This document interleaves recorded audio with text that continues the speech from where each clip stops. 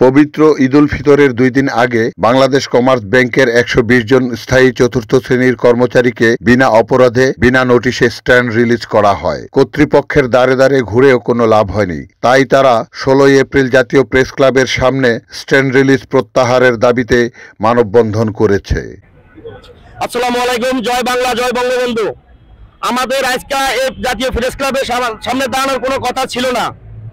মাননীয় প্রধানমন্ত্রী বঙ্গবন্ধু কন্যা জননেত্রী শেখ হাসিনার হাতে 1997-98 অর্থ বছরে মহান জাতীয় সংসদে 12 নম্বর আইনে বাংলাদেশ কমার্স ইনভেস্টমেন্ট থেকে বিসিআই থেকে বাংলাদেশ কমার্স ব্যাংক লিমিটেড প্রতিষ্ঠিত হয়। সেখানে বাংলাদেশ সরকার 51% শেয়ার রেখে বাকি শেয়ার মার্কেটে ছেড়ে দেয়। 10% আম জনতা আর 39% সাধারণ যে কোনো গ্রুপ নিতে পারবে। এই আইনে আমরা চাকরি করি। বাংলাদেশ গেজেট এবং চাকরি পরিধি বিধিমালা অনুযায়ী আমাদের চাকরি 59 বছর পর্যন্ত থাকবে ইনশাআল্লাহ। আমরা এই আশায় আমরা কমার্স ব্যাংকে জয়েন করি। আমরা বিভিন্ন জায়গায় জব করছি, ওখান থেকে সেখানে জয়েন করি, যাকে একটা ব্যাংকে চাকরি করার অবস্থায় আমাদের জীবন ভালো কাটবে, বউ বাচ্চা নিয়ে ভালোভাবে চলতে পারবো। আমরা চাকরি করতেছি।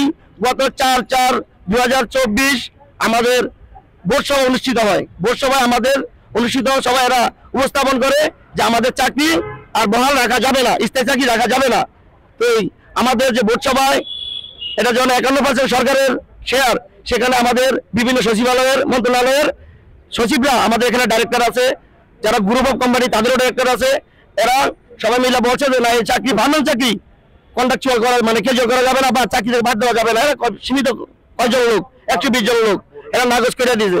বোর্ড ডিভিশন থেকে না করে দেওয়ার পরেও আমাদের ম্যানেজমেন্ট এমডি মিলে আমাদের 9/4/2024 তারিখে ঈদের ঠিক 2 দিন আগে, যেখানে সমগ্র মুসলিম উম্মাহ আমাদের দেশে বৃহত্তর ঈদের উৎসব এই ঈদ উল ফিতরের ছুটি কাটাচ্ছে, সেখানে আমরা চোখের পানি ঝরছে। আমাদের হঠাৎ করে ঈদের 2 দিন আগে 9 তারিখে আমাদের বলছে তোমাদের চাকরি নাই, হাতে হঠাৎ করে ছিঁড়িয়ে দিয়ে দিছে, তোমাদের চাকরি নাই, তোমরা এখান থেকে বেরিয়ে যাও।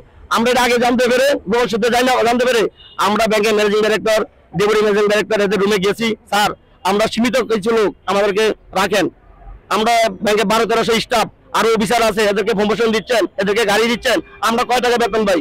তো 4-5 লাখ টাকা, 3 লাখ টাকা, 2 লাখ টাকা বেতন পায়, 2.5 কোটি টাকা বেতন পাচ্ছে প্রমোশন বাণিজ্য এরা মেলা করছে, এখানে প্রমোশন দিচ্ছে আর আমাদের চাকরি থেকে বরখাস্ত করছে। আমরা কি দোষ করেছি? আমাদের কিছু বলে নাই, আমাদের কোনো দোষও তারা উপস্থাপন করে না যে তোমাদের এই দোষ করলে একজন করতে পারে। এটা বাংলাদেশ গেজেটে কোনো নিয়ম নাই যে আমাদের চাকরি থেকে, স্থায়ী চাকরি থেকে, আমি শুনছি যে স্থায়ী চাকরি কোনদিন অস্থায়ী করা যায় না বা চাকরি থেকে খেলা যায় না। যদি চাকরি থেকে বিদায় করা দেওয়া হয় তাহলে 59 বছর পর্যন্ত গোল্ডেন হ্যান্ডশেক দিয়ে আমাদের সব চাকরি সবাই দিয়ে দিব, টাকা দিয়ে দিব, আমরা চলে যাবো। কিন্তু আমাদের এবারে কিছু বলে নেই, হঠাৎ করে বলছে তোমাদের চাকরি নাই। এখন আমাদের দাবি, আপনাদের মাধ্যমে আমরা প্রাণের প্রতিষ্ঠান বাংলাদেশ কমার্স ব্যাংক লিমিটেড, প্রধানমন্ত্রীর হাতে করা প্রতিষ্ঠান, এটা আমরা চাই এখানে চাকরি করতে, ভালোভাবে চাকরি করতে চাই। আপনাদের মাধ্যমে আমাদের ম্যানেজমেন্টের কাছে আকুল আবেদন, আমরা কোনো ভুল ত্রুটি করবো না, আমাদের নিয়মিত চাকরি নিয়মিত রাখা হোক। আমাদের কাছে আল্লাহর কাছে আমরা দোয়া করবো। মাননীয় প্রধানমন্ত্রীর কাছে আকুল আবেদন, আপনি আমাদের ম্যানেজমেন্টকে বললেন, আপনার মাধ্যমে আমরা তো আপনার কাছে যেতে পারবো না।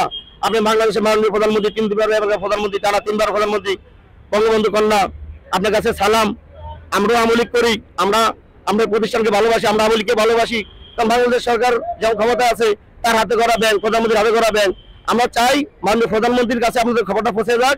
প্রধানমন্ত্রীর আন্ডারে আমাদের ম্যানেজমেন্ট বলল যে এই কজন ছেলে, কয়জন? আমরা 120 জন। তারপরে 20-30 সালের ভিতরে অনেকে চলে যাবে, বয়স হয়ে যাবে, চলে যাবে, থাকবো তাই কিছু জন আমাদের আছে, আমাদের সবই আছে, নোটিশ আছে, আমাদের চিঠি দিয়ে দিছে।